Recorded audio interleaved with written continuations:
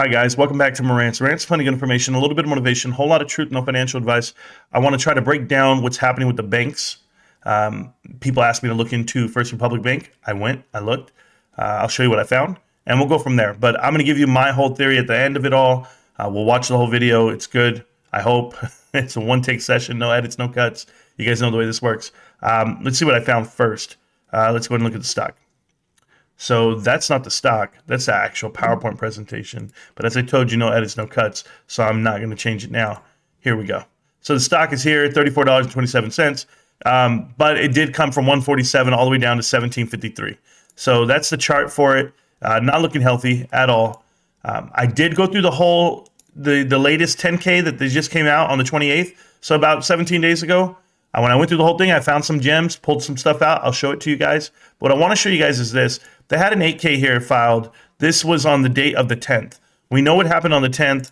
That's when every bank was telling you they're okay, and SVB was getting pressured because they were having a bank run.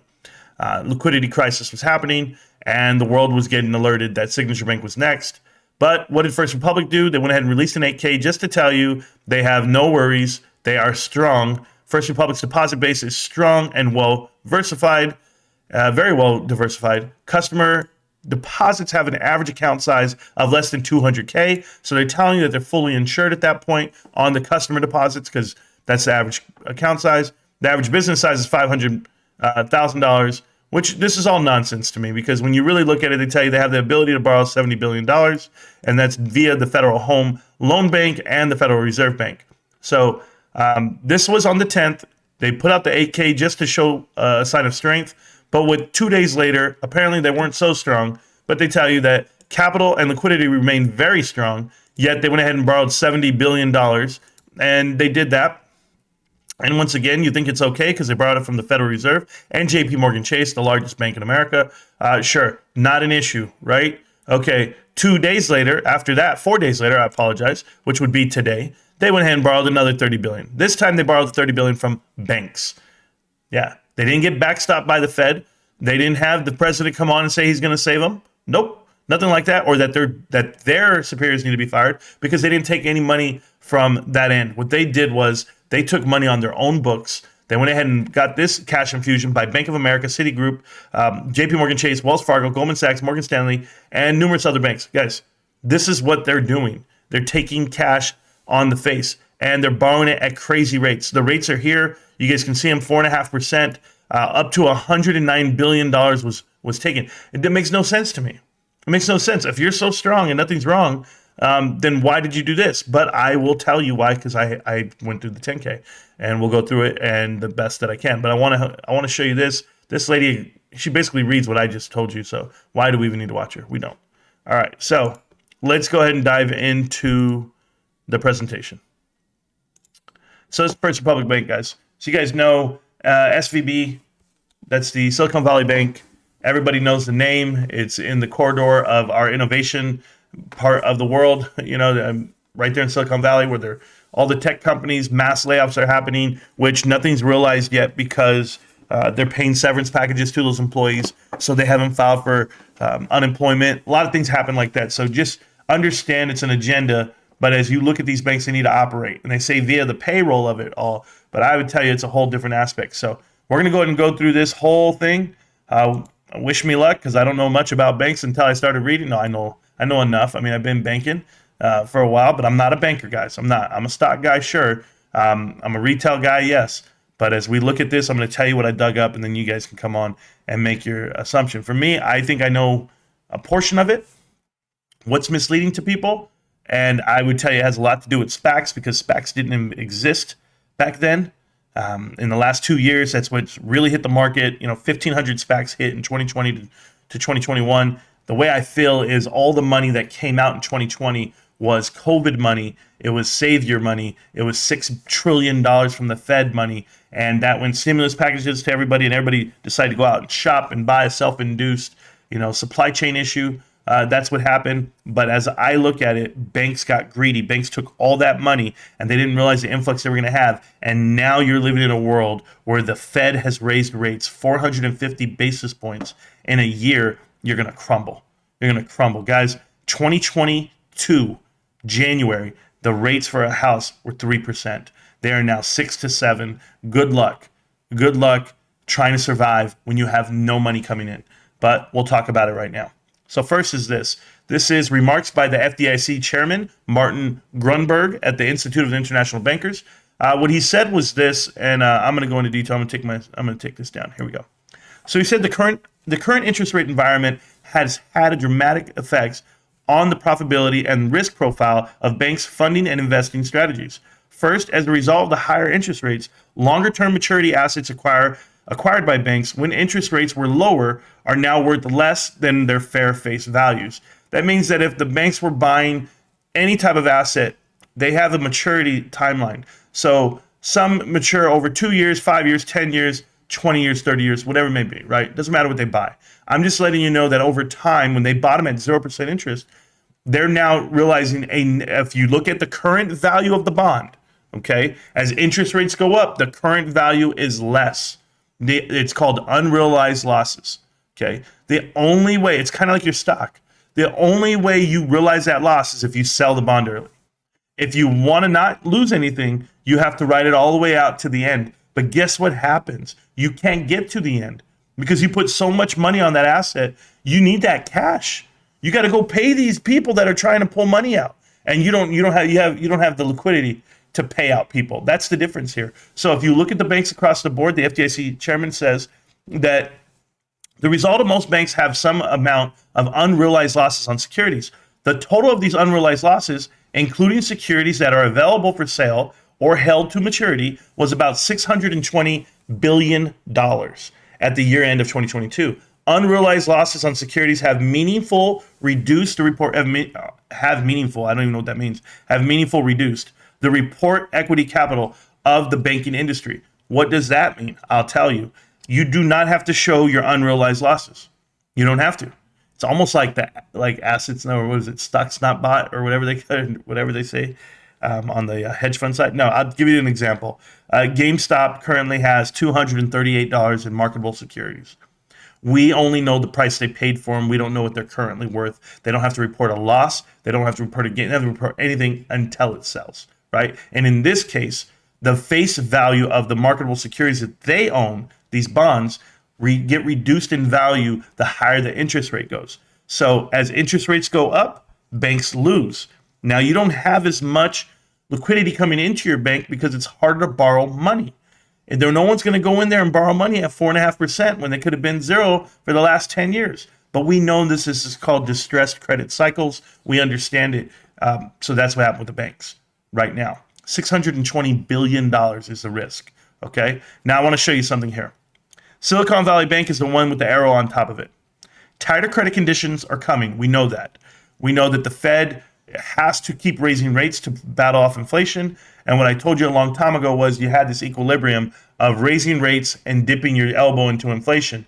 And you have to keep it even. So maybe this will scare off the Fed for a quarter, but this is the problem that happened in the 70s and the 80s. No one was willing to commit to the battle versus inflation. And so it was drawn out for a decade. If we're going to be drawn out for this whole decade, guys, it is what it is. But the way I see it, they're not willing to let a bank crumble. And because the banks have cachet, and that means they have people on the board that have political ties, and it's too easy to make the phone call. But as you see this, you'll see all the banks to the right of this list. Silicon Valley is where the arrow is. All the banks to the right, all banks to the right of SBV are likely to immediately start reorganizing their balance sheets. And way over here, as you see them all, Ally Banking, Fifth and Third, Morgan Stanley. You'll go down the list. You'll see HSBC, American Express, as Signature Bank. You'll see that right here. You'll see everything you want over here to the far right. But I have a different list I want you guys to see. As you can see, JP Morgan has nothing to be worried about, nor does Bank of America, Citibank, Wells Fargo. So those four banks, PNC, look at all the ones who gave out money to these guys have nothing to worry about. But here's the problem that you have here on First Republic. All right, because that's SVB.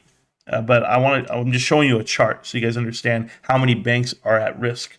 You're talking 20 banks, 30 banks. It's a domino, right? Like they're all ready to fall because interest rates keep going up. But here's the chart that you guys want to see. It's this one. Silicon Valley Bank had one of the biggest and highest rates of uninsured deposits.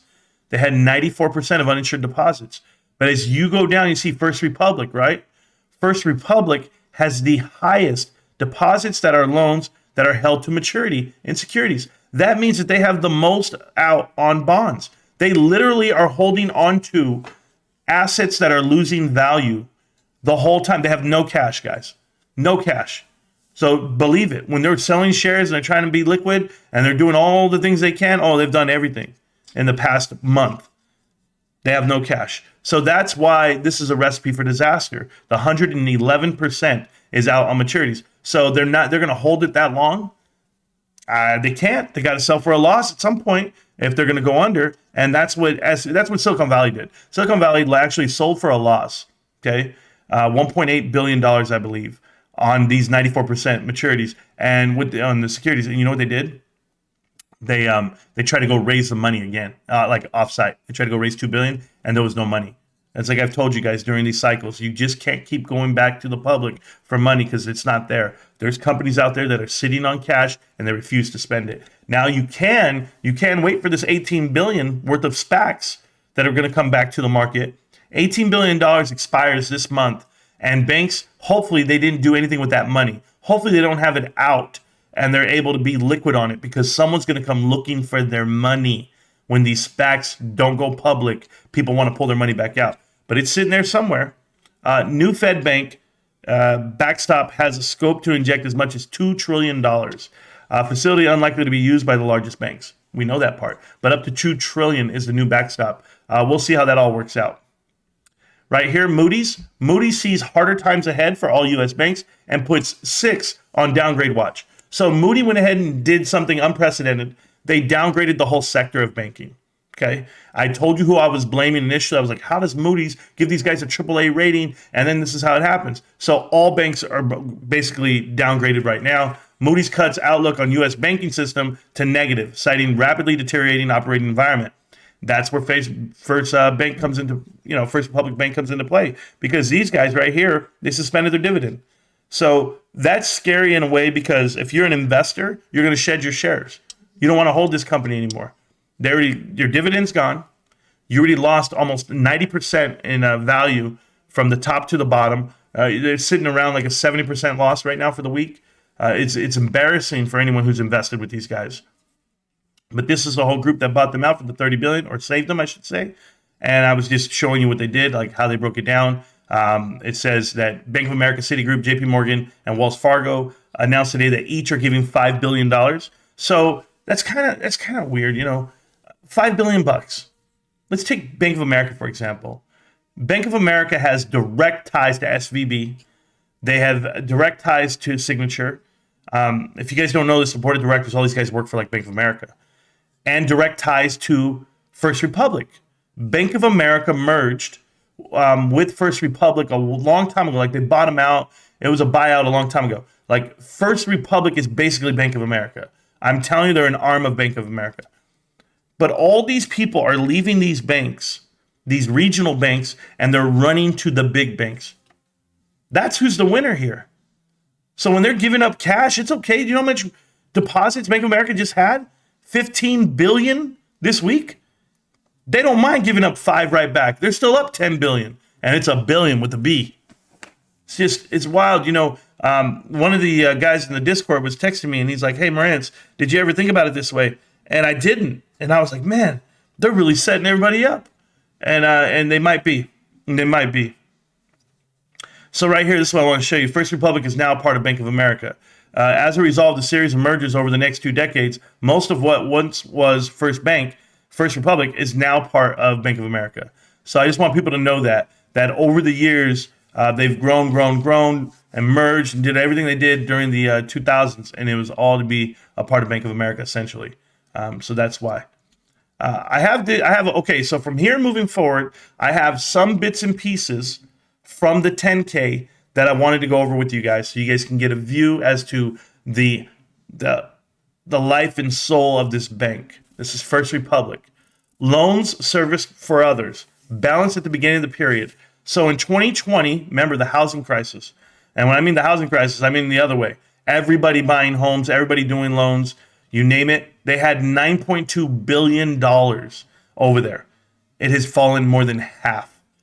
They have lost half. If you go from 7 billion all the way down to 3.5 almost, excuse me. They literally has lost half of the loans that are coming in. They are drying up. That's what this shows you. Next is this. Under the prompt corrective action provisions of the FDIC, which is the Federal Department, blah, blah, blah, income, whatever. And that's A is like assurance or something like that. I don't even know. I was reading it. An insured depositories institution generally will be classified, and as you look at this right here, it'll tell you you need to be well capitalized, have 5% or greater. Like they give you a diagram of what to look for, right? Of like how you grade them out, and just know that they were graded out well diverse, geographic, whatever. As of December 31st, oh no, that's this one right here. As of December 31st, 2022, the bank met all capital ratio requirements to be well capitalized under the prompt corrective action requirements currently in effect. So according to that chart and according to what they have, they were considered well capitalized on all aspects. I'm telling you that the Fed in San Francisco has failed the country. This company does 40% of their total deposits come from San Francisco. They come from that same sector. So if the Fed in San Fran, who was the overseer of SVB, oversaw this, if you know exactly what I'm talking about, they allow this to happen to then do what? Who's actually the puppet here? The Fed needs to be held accountable, and people need to go in there and figure it out. And I told you what I think it is, and I'll tell you at the end. But tailoring rules. In 2019, the federal bank agencies adapted what they call they adopted the tailoring rules.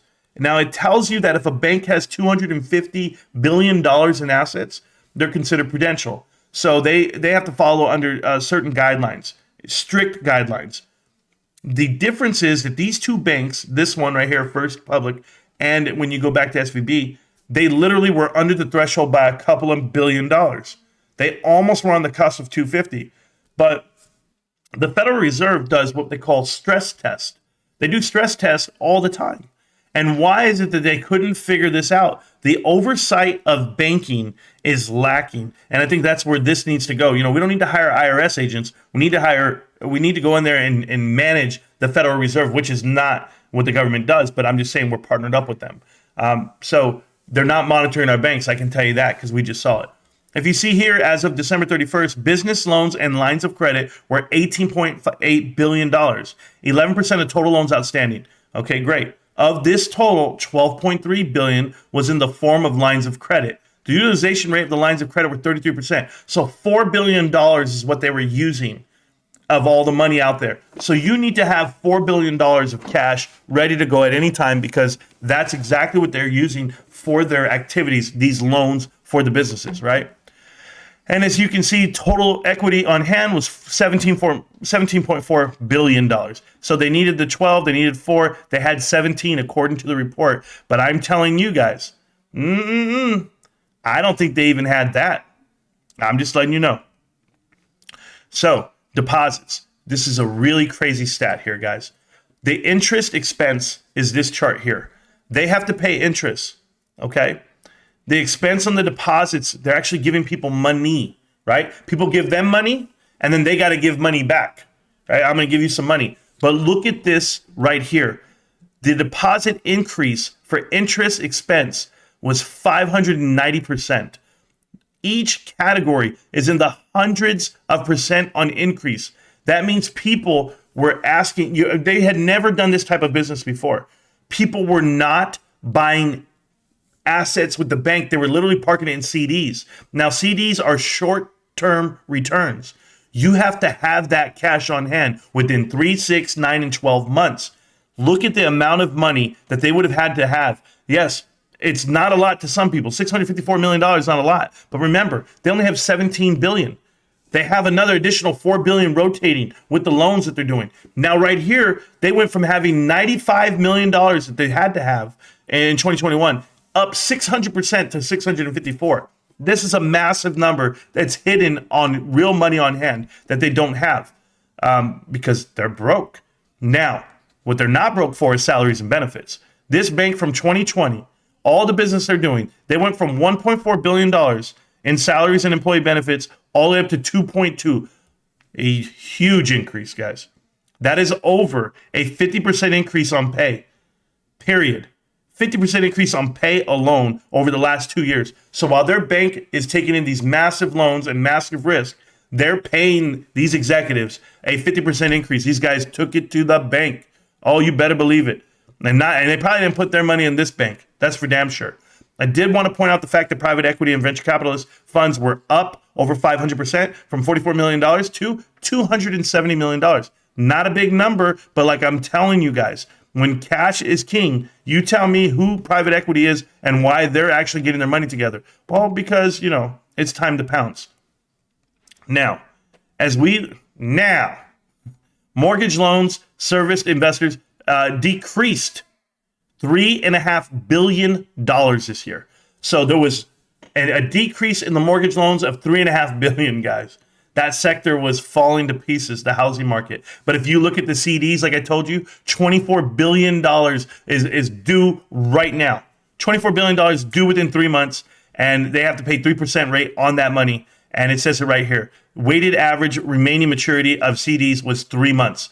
That's the average maturity time of the CDs, 3 months. So from December, to March, 3 months, they had to come up with $25 billion essentially on average. That's the average amount that was out there. So you tell me what was going to happen. They knew they were crumbling right there off the chart there because people are parking money in and it's costing you more. There's not enough going out, guys. They don't have enough loans going out. They're not doing enough business. And that's what I see here. That's why I was looking at these charts. And I was looking at it every which way I could. But if you see even the deposits in checking, customer deposits checking down $10 billion, $8 billion in deposits. So if your deposits are coming down, but your expenses are going out and you're still giving yourself raises, what did you think was going to happen at this bank? I mean, this is not hard to balance this checkbook. Okay. We fund a portion of our assets with CDs that have balance greater than the FDIC insurance. So how much is greater than the FDIC insurance? Well, they had a total of $12 billion that was greater than. Okay. Having balances greater than the FDIC insurance totaled $12 billion. So 50% of the 24 and some plus, 50% of it was not insured. That means they're over leveraged and it was due within 3 months. They're going to owe $10 billion, $9.5 billion. They still owe it right now. So all that money they're getting in is going right back out because they don't have the money, guys. I'm telling you, I've read everything. This is where I was telling you that the ratios, that they are fully funded. They're well capitalized. To be well capitalized, look at this. On every category, they're well capitalized.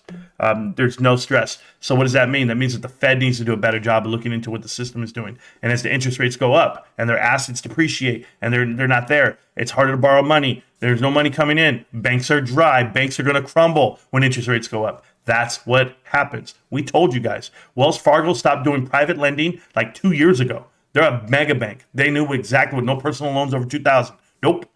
Yeah, they shut down the whole sector. They already knew that they didn't want to be pushing out money. These guys are barely taking down their dividend. These guys are just asking people for money right now. Nah, I showed you the increase in salaries.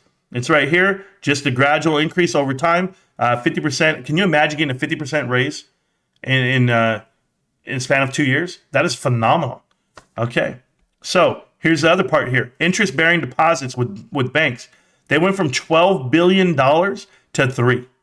Cash and cash equivalents, they literally went from $13 billion to $4 billion. They have lost $8 billion, guys. $9 billion in 1 year. If you don't think the bank can handle that, oh, they can't. That's a B with a billion. Now, who's at fault and why are they not getting saved? Why is President, I call him Biden, why is President Biden not coming out and saving the bank? Well, here's one of the guys on the chairman of the board, right? Or on the board of directors. Who did he work for? He was the chairman of the Republican National Committee. Okay?